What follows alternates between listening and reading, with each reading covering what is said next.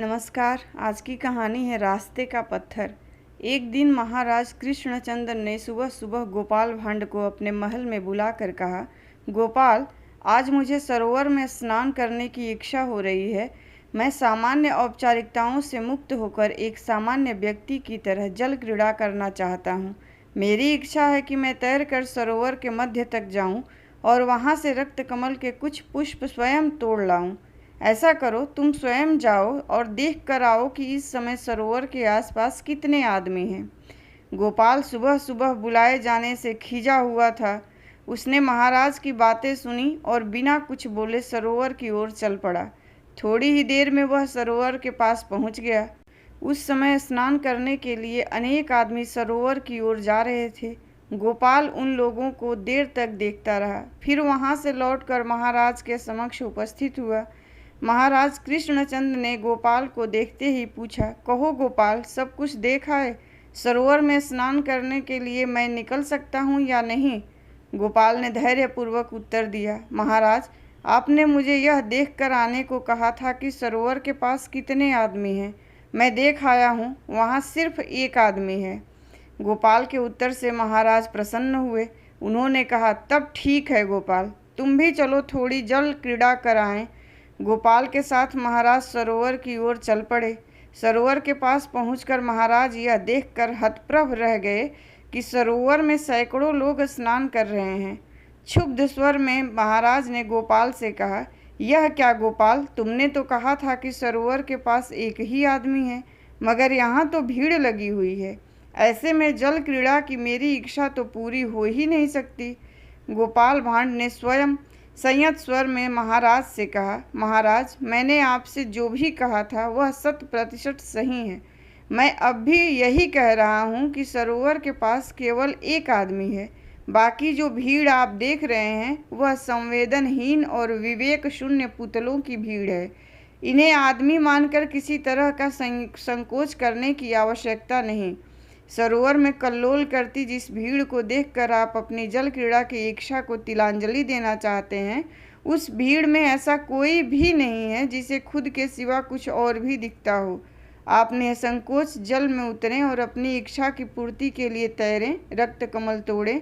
इनमें से कोई भी न तो आपको पहचानेगा और न ही देखेगा कि आप क्या कर रहे हैं।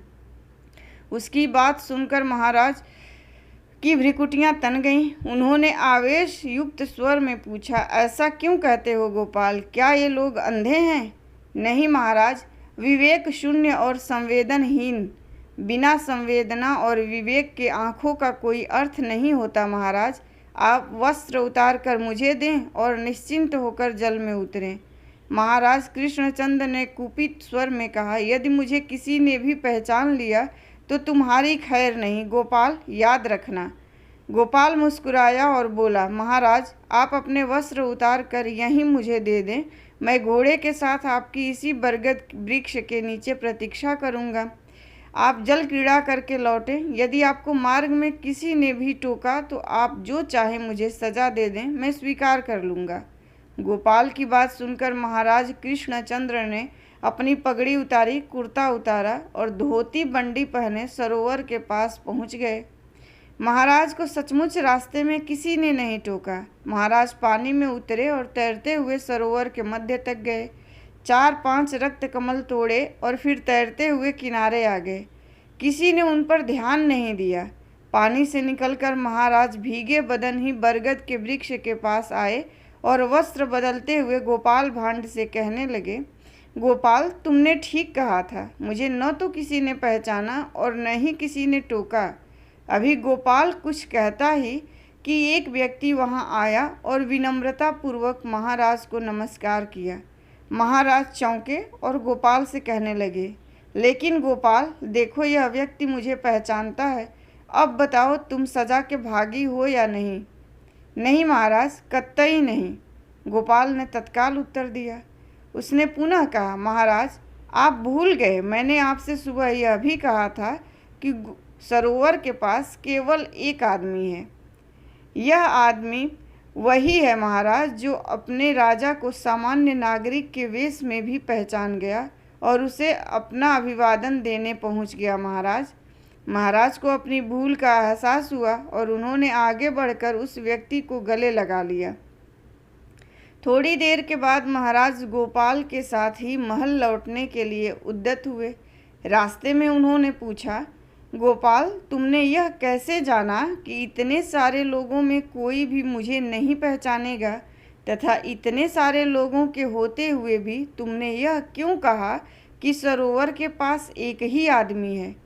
गोपाल ने शांत भाव से कहा, महाराज, जब मैं सुबह आपके पास आया तब अशांत था। मेरा चित्त खिन्न था, रात को सही ढंग से सो नहीं पाया था, इसलिए तंद्रिल और बोझिल सा था। ऐसे में आपने मुझे सरोवर की ओर भेजा। मैं सरोवर के पास उसी बरगद के नीचे थोड़ी देर बैठकर विश्राम करने लगा ताकि चैतन्य हो लूँ। मैंने देखा सरोवर की राह में एक बड़ा सा पत्थर पड़ा हुआ है। कई लोगों को उस पत्थर से चोट लग चुकी थी। मैं पत्थर के करीब गया कि उसे वहाँ से हटा दूँ, किंतु मैं वैसा नहीं कर पाया क्योंकि पत्थर का कुछ भाग मिट्टी में गड़ा हुआ था। मैं थककर पुनः बरगद के नीचे आकर बैठ गया। कई लोग पुनः इस पत्थर की ठोकर से आहत हुए, लेकिन सब अपनी चोट सहलाते हुए आगे बढ़ गए।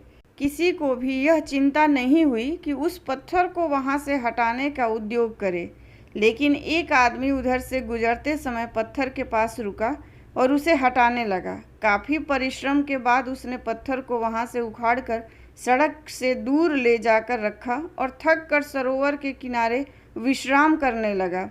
उसे न तो किसी से प्रशंसा की अपेक्षा थी और न किसी से अपने श्रम का मूल्य पाने की लालसा। उसके चेहरे पर कर्तव्य पालन की तृप्ति की आभा थी। महाराज, मैंने इसी व्यक्ति के बारे में कहा था कि सरोवर के पास केवल एक आदमी है। आदमी वही होता है जो अपने अलावा औरों के बारे में भी सोचे। सरोवर में स्नान करने गए शेष तमाम लोगों को अपने सिवा और किसी की परवाह नहीं थी। महल निकट आ चुका था। महाराज ने पूछा, ऐसा क्यों है गोपाल? गोपाल ने उत्तर दिया, महाराज, यथा राजा तथा प्रजा। आप स्वयं कभी अपनी प्रजा का हाल चाल जानने का उद्यम नहीं करते, कभी कोई आयोजन नहीं करते जिसमें प्रजा की भागीदारी हो। ऐसी प्रजा का ऐसा ही एकांकी विकास होता है। इसलिए यदि ऐसा है तो किम आश्चर्यम। महाराज को गोपाल की बात समझ में आ गई। इसके बाद महाराज कृष्णचंद्र ने महीने में एक बार खुला दरबार लगाना शुरू कर दिया, जिसमें अपनी समस्याओं से महाराज को अवगत कराने की सुविधा प्रजा को मिल गई। महाराज स्वयं भी प्रजा का हाल चाल जानने के लिए प्रायः रात्रि भ्रमण पर निकलने लगे। इस सब का नतीजा यह हुआ कि देखते देखते कुछ दिनों में ही कृष्णनगर में सामाजिक समरसता का संचार होने लगा।